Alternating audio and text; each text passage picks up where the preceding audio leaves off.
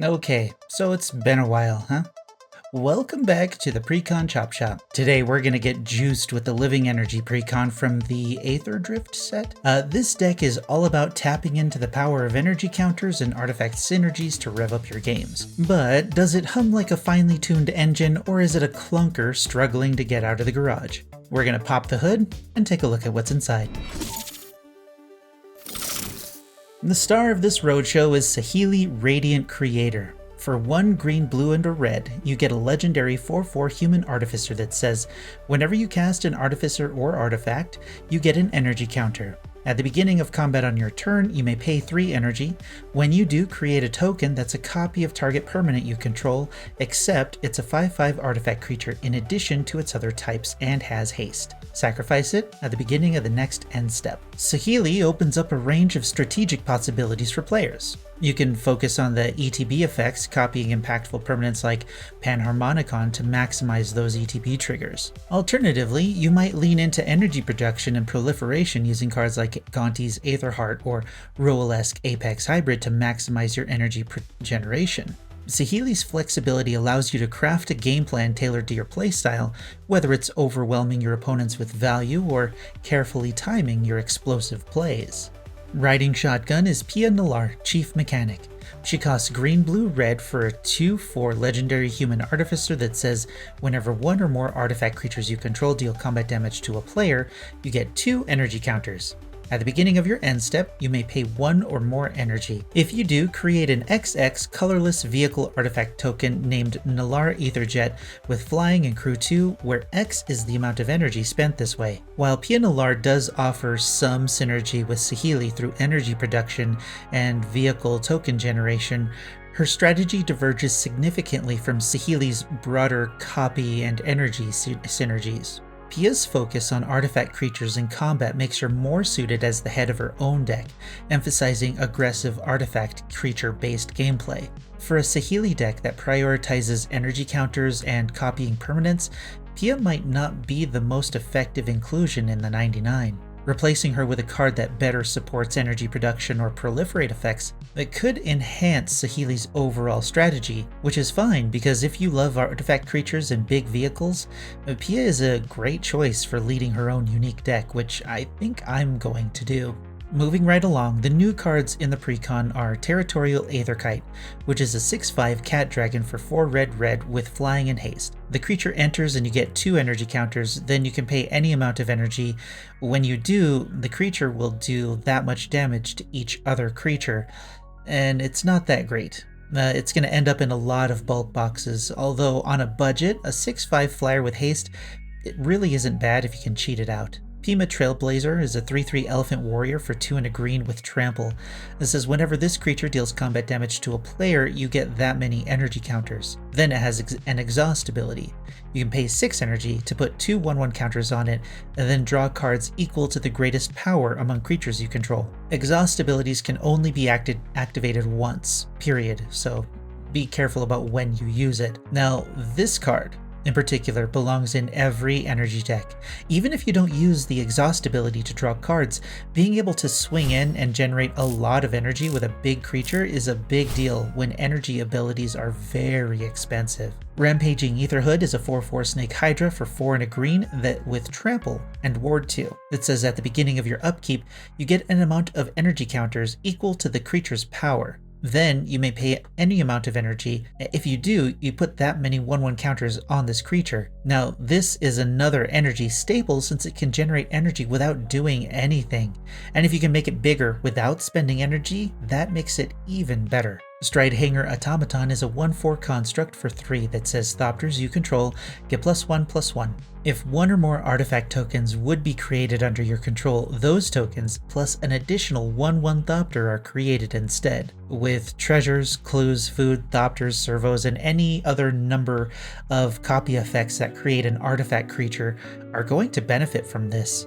While it doesn't seem like a big effect, getting flying tutus for free are going to fill the board and take out players very quickly. Adaptive Omnitool is an artifact equipment for 2 with an equip cost of 3. It says equipped creatures get +1/+1 for each artifact you control. Then, whenever the equipped creature attacks, look at the top 6 cards of your library. You may reveal an artifact card from among them and put it into your hand. Put the rest on the bottom of your library in a random order. Now, this isn't a bad equipment, but it's not particularly strong either. Budget decks are going to use this for the power they can get for the equipment, but I don't expect it to be popular enough to break the $5 or even $3 mark. Etheric Amplifier is a mana rock for 3 that taps for a mana of any color. Its second option is that you can pay 4 and tap it to choose an option at sorcery speed. Double the number of each kind of counter on target permanent, or double the number of each kind of counter you have. This mana rock has limited use on the second ability since it only doubles counters on one target or you. Although, now that I'm thinking about it, this could be really strong with planeswalkers, dramatically shortening the time it takes to get their strongest ability online. For me personally, I'd probably use it in my Minthara deck to double my experience counters quickly. Aetherflux Conduit is an artifact for 6 that says whenever you cast a spell, you get an energy counter equal to that spell's mana value. Then, you can pay 50 energy to tap it and draw 7 cards and cast any number of spells from your hand without paying their mana costs. While not as strong as other energy generators, this one is not bad. Unless you can cheat this out, you might not have enough mana after casting it to cast another spell to generate energy, making it a do-nothing artifact most of the time, which will drastically reduce its effectiveness. Also, you may never actually activate the 50 energy ability unless you're really trying for fun. Nissa, World Soul Speaker, is a 3/3 legendary elf druid for 3 and a green. She has landfall. Whenever a land you control enters, you get 2 energy. Her second ability says you may pay 8 energy rather than the mana cost for permanent spells you cast. Using energy to cast big spells isn't bad, but she's definitely not commander material since you're limiting yourself to energy in green, which, will make a tremendous amount of mana anyway. So she's not really great for this. Now, I think everyone can agree that this Precon's reprint value is pretty solid with plenty of options that you can scavenge for other decks. Academy Ruins is a pricey card on my buy list that lets you put artifacts from your graveyard on top of your library. Elder Gargaroth is a beefy powerhouse with multiple triggered abilities. Panharmonica is where the extra ETB effects began.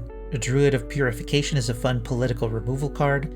Triplicate Titan is a strong reanimation target that gets you decent tokens when it dies. Disallow is very good at doing what blue does best. And Retrofitter Foundry does a lot of artifact things, but if you can make Thopters reliably, it will spit out 4 4s for the cost of 1 Thopter. The overall goal of the Living Energy deck is to use energy to create copies of your permanents, and get some value out of them before they leave at the end of the turn. Whether you're copying a Soul Ring to swing with a 5/5, or doubling up a Panharmonicon to trigger some ludicrous ETBs with something like Reckless Fireweaver, the deck thrives on these high-impact plays. For me though, I'd probably lean into Proliferate effects to help generate energy to keep Saheeli's ability running. For example, Recon Craft Theta is a 4/4 with flying that creates an alien token and puts a 1/1 counter on it when it enters, and then it proliferates whenever it attacks. With 2 copies of it on the field, you can proliferate twice, leaving you just 1 energy shy of triggering Saheeli again on your next turn. Focusing on energy generation and maximizing the value of each ETB will be key to this theory, this idea, this strategy? Yeah, strategy. And honestly, if I'm being straight with you, I think Pia Nalaar is the better commander. She can generate more energy to do her second ability. Building around it will just require more artifact creatures, as long as you don't get trapped in the idea that she's a vehicle commander. So, with that in mind, if we're still focusing on Saheeli, with a few tweaks, the Living Energy Precon can be a pretty powerful deck. The Amped Raptor is a standout for energy decks. For 2 mana, it generates 2 energy when it enters, providing an early boost without requiring an additional step. And if you can copy it with Saheeli, you get 2 energy to pay for the 3, and then it becomes a 5/5? 4/4. It becomes a what? It becomes a 5/5. Now, the Aethertide Whale is a huge 6 mana investment, but the card generates 6 energy when it enters, essentially refunding its cost in energy. With flying, it can serve as both a defensive piece and an aggressive attacker, making it a very strong card for this deck. In the end, Even with all that said, I'd say the Living Energy Precon is best suited for the shelves while you pick up the singles online.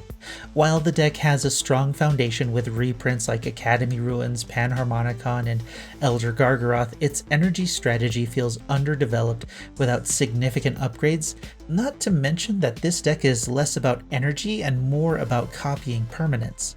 Saheeli's ability to do that can be powerful, but maximizing her potential requires investing in additional energy generating cards and synergistic proliferate effects, which can drive up the cost beyond the value of the precon itself, not to mention taking up slots of the powerful ETB effects that you need. On the other hand, Pia Nalar offers a focused artifact combat-oriented strategy that is arguably the stronger choice as a commander. However, her direction diverges enough from the deck's current design that building her deck from scratch is a better choice than swapping her out for Saheeli. But if you want to copy permanents by generating energy, then this deck is a fantastic option. Like literally the only one. Cards like Pima Trailblazer and Aetherflux Conduit have niche utility, but aren't going to carry the deck on their own. You're going to want to add worthwhile cards to copy in addition to the cards needed to generate the energy to copy them in the first place. The Living Energy Precon is an interesting deck with a neat twist on the tried and true strategy of copying permanents. Ultimately, the choice is yours, but I would probably leave it on the shelf and pick up the singles like Pia Nalar, Stridehanger Automaton, Etheric Amplifier, and Academy Ruins if the price drops low enough. But who cares about what I'm gonna do? What do you think? Does the Living Energy Precon deserve a place on your shelf, or should it stay on the store shelves instead?